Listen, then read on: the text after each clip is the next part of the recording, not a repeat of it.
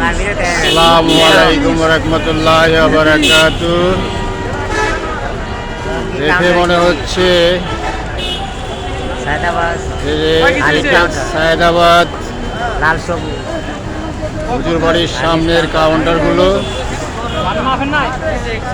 সবাই বাড়ি যাওয়ার জন্য নারীর টানে ঈদের আজহার ছুটিতে টিকিট নিয়ে বসে আছেন, কিন্তু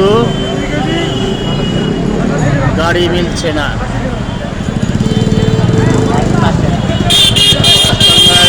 গাড়ি নেই, গাড়ির জন্য বাস স্ট্যান্ড ফাঁকা।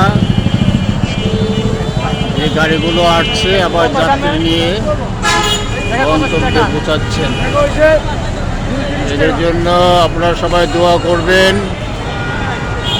এরা যেন সুস্থভাবে সশরীরে বাড়িতে পৌঁছাইতে পারে। এ পর্যন্ত ভালো থাকেন। আল্লাহ হাফেজ।